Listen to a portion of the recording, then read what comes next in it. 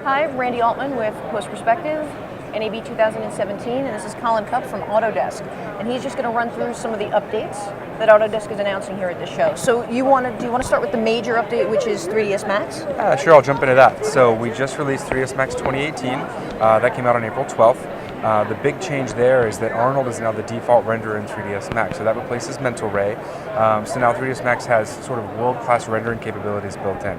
And you guys purchased Arnold, the maker, so it's now a product of AutoDesk, is that right? Correct, yeah. Solid Angle joined the Autodesk family this time last year. And kind of speaking of that, the first major release of Arnold post-acquisition just happened on that same date, April 12th as well, Arnold 5, so we're really excited about that. A lot of great features packed in there and some great kind of core architecture improvements that are going to really pave the way for some exciting things down the road, so we're pretty excited about it.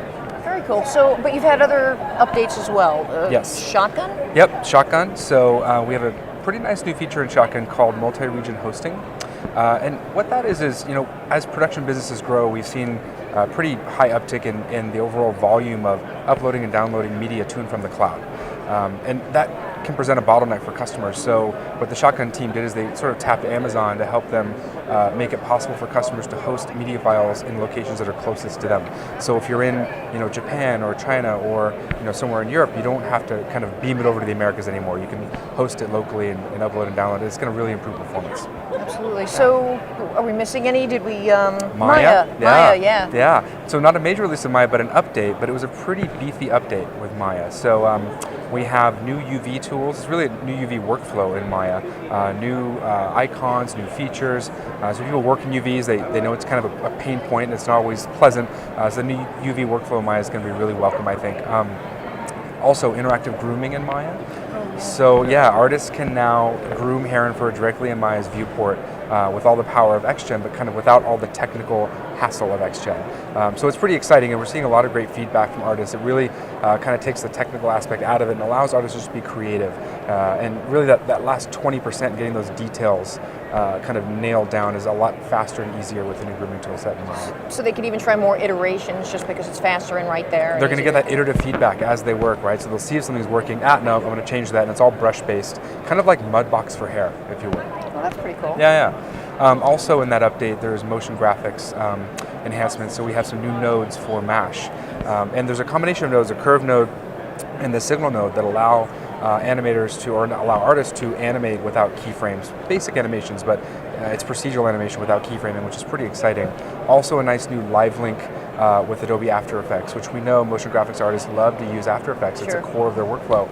So now there's a live link with Maya, so you can sync scenes between Maya and Adobe After Effects pretty easily. So it's a modern workflow. It's exciting. Cool. Yeah. Colin, thanks for stopping by and giving Thanks us a very me. quick update. I know there's a lot more to talk Rapid about. fire, no worries. This was good. You can send them to your website and they can find out more. AutoDesk.com, best place to go. That'll do it. Thank you so much. Hi, I'm Randy Altman with Post Perspective. It's day 2 at NAB 2017, and here I have Kirsten from AutoDesk, and she's going to talk a little bit about Flame, which Flame 2018 was introduced 2 months ago. Correct. And you guys have some updates. Can you run over those for us? We did. So Flame 2018 shipped on February the 15th, which I think surprised a lot of people because it's always been a kind of around NAB and IBC releases. That had a lot of paint enhancements in it. Okay. And I think it's important to note that a lot of the stuff that we do is all requested by customers. We don't just kind of do random updates. So the paint enhancements were heavily requested by customers.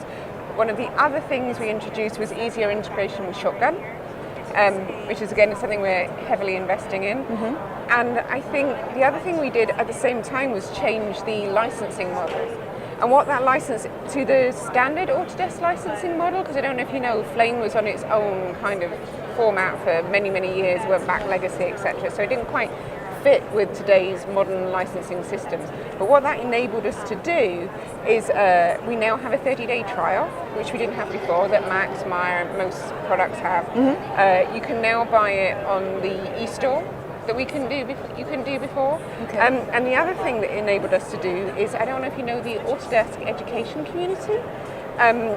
If you are a student with a valid educational email address, you can sign up to the education community and you get any pieces of Autodesk software free for 3 years. So students didn't have access to Flame before under that program, and they now do for 3 years. And I think the other interesting thing is we released update 1 yesterday. So again, with this licensing model, customers are used to these big extension release subscription drops, but what they're going to get more used to seeing is small updates. So the analogy I use is, on your iPhone, I assume you have an iPhone or something, sure, and you get your updates. Mm-hmm. They're often not big, they're just small incremental enhancements, and Creative Cloud is the same. Sure. You'll get these small things and you just kind of go, oh, that's cool, download it, and you're good. And I think that's what people are going to get used to over time. You won't get the big ones, like incremental. But regular updates. Regular updates. So yeah, it's cool. That's great. Well, I know at your press event on Sunday, it seems like a week ago, but on Sunday you had Andy Milkis from Spontaneous in New York. He's awesome. He was amazing. He's very funny, but he was talking about how they mostly work in spots, but they do so many other things as well, and how he uses the Flame in many different ways that some people might not even know that the Flame could be used in that way. Yeah. I mean, so why don't you just talk a little bit about that and maybe talk about how the Flame is being used now that it's more accessible to more people. Yeah.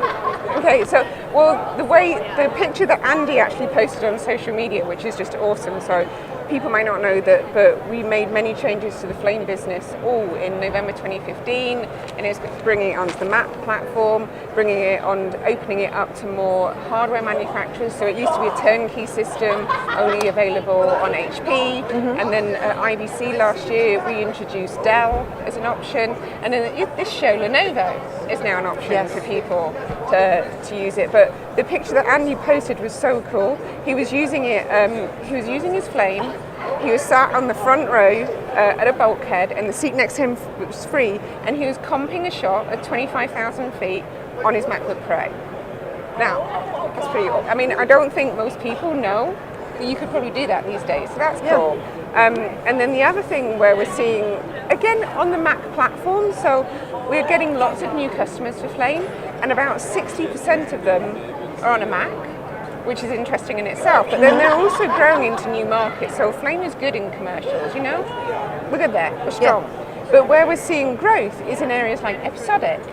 So we're seeing a lot of people come over from lots of Avid DS editors, because Avid was the DS was kind of end of life. Was it about 4 years ago? It seems about right. Yeah, and a lot of DS editors, I think they hung on for grim death. Like, and then now they're moving, and a lot of DS editors are coming over because of the timeline and because of visual effects tools, and also because of something we're calling the Netflix effect. So Netflix and Prime, they have, as you know, they have kind of very high production values and the way that you have to pump it out for them.